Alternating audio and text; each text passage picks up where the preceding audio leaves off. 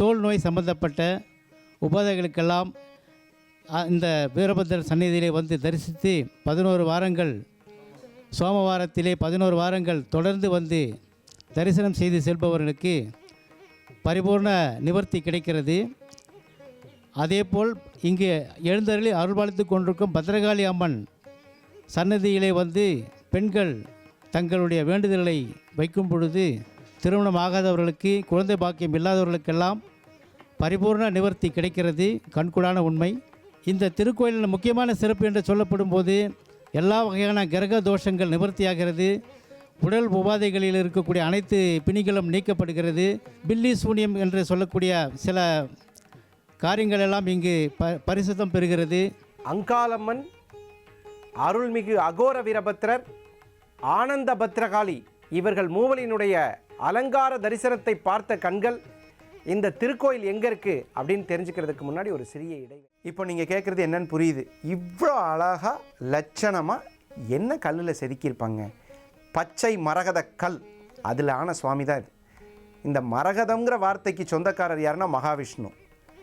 மரகத மேனி மிதுன லக்னத்துக்கும் கன்னியா லக்னத்துக்கும் மிகவும் அற்புதமான ஒரு நவரத்னம் சொல்லணும்னா அது வந்து மரகதம், பச்சை அப்படின்னு சொல்லுவாங்க.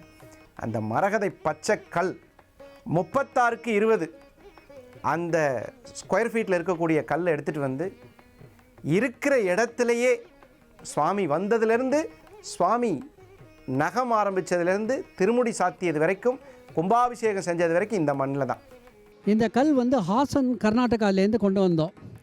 கொண்டு வரைச்ச வந்து இந்த கல்லோட அளவு வந்து 36 அடிக்கு 20 அடிக்கு 10 அடி அண்ட் 250 டன் இருந்தது. இதை ரோட்டில் பெரிய ட்ரெய்லர் வண்டியில் வச்சு கொண்டு வந்து இங்கே கோயில் வளாகத்திலேயே வச்சு சிலை கிட்டத்தட்ட 1.5 வருஷம் ஆச்சு செதுக்கி முடித்து 2004 ஜூன் 6ஆம் தேதி பிரதிஷ்டை ஆச்சு.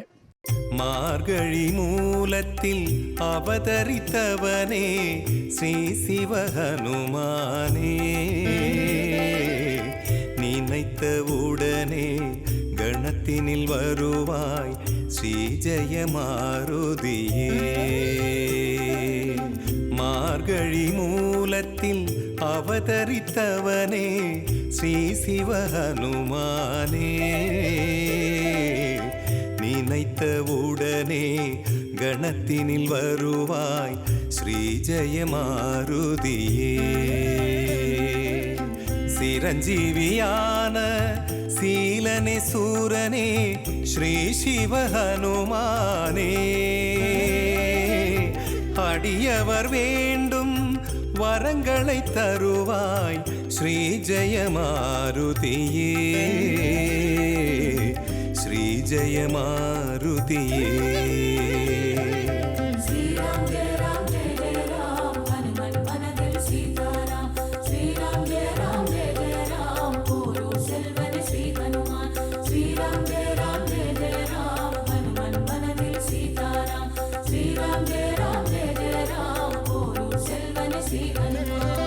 மார்கழி மூலத்தில் அவதரித்தவனே ஸ்ரீ சிவ ஹனுமானே ஸ்ரீ சிவ ஹனுமானே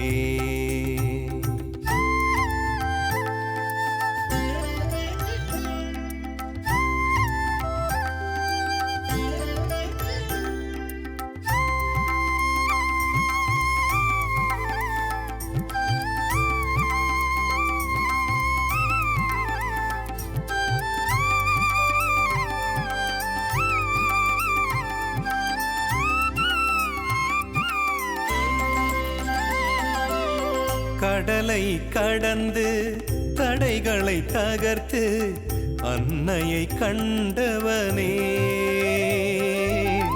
ராமனின் துணையாய் தூதனாய் சென்றே அரக்கரை மாய்த்தவனே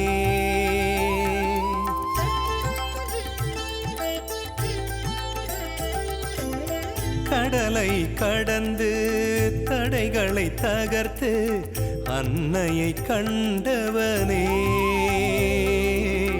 ராமனின் துணையாய் தூதனாய் சென்றே அரக்கரை மாய்த்தவனே அசோகவனத்தினில் புகுந்த இறைவனே வல்லமை உடையோனே அசோகவனத்தினில் புகுந்த இறைவனே வல்லமை உடையோனே தீயோர் மாயவே தீயையும் வைத்த தீரனே ஹனுமானே தீரனே ஹனுமானே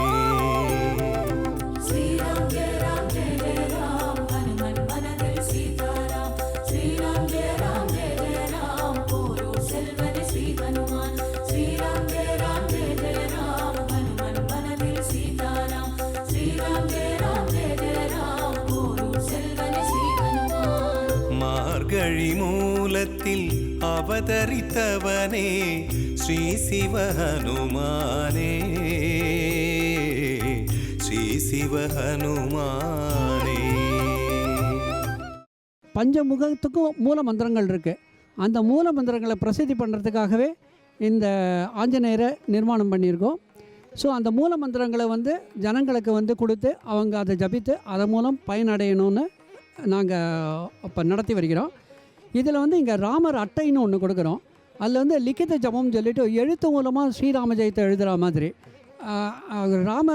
ராவண யுத்தத்தில் வந்து ராமர் ஜெயித்த உடனே ஆஞ்சநேயரை வந்து சீதை கிட்ட போயிட்டு நான் ஜெயிச்சுட்டேன்னு சொல்கிறாரு. அப்போது சீதை கிட்ட போன ஆஞ்சநேயருக்கு உணர்ச்சி மிகுப்பால் பேச முடியலை. அப்போ அவர் வந்து தரையில் ஸ்ரீராமஜெயம்னு எழுதி காமிக்கிறாரு. ஸோ அந்த ஸ்ரீராமஜெயம்ங்கிறத முதல்ல எழுதினதே ஆஞ்சநேயர் தான். ஆஞ்சநேயருக்கு ராமநாமா தான் ரொம்ப மிகுந்த ஆசையுடையவர் அவர். அதனால் அந்த நாமாவை எழுதியே அவரை வந்து அவர்கிட்ட வேண்டிக்கணுங்கிறதுக்காக இந்த ராமர் அட்டைங்கிற லிখিত ஜபத்தை இன்ட்ரடியூஸ் பண்ணியிருக்கோம் இங்கே. ஸோ அது நீங்கள் கூட பார்த்துருப்பீங்க, நிறைய பேர் இங்கே எழுதிட்டுருப்பாங்க. எழுதி அங்கே ஒரு பாக்ஸில் போட்டு அதை கலெக்ட் பண்ணிட்டு வரோம். இங்கே வந்து இவருக்கு ஆஞ்சநேயருக்கு வந்து வடமாலை பிரசித்தம். அதுவும் மூலவர் வடமாலைங்கிறது வந்து அவரோட 32 அடி உயரத்துக்கும் வடமாலை போட்டிருந்தால் ரொம்ப அற்புதமாக இருக்கும் பார்க்குறதுக்கு. உற்சவருக்கும் வடமாலையெல்லாம் நடக்கும்.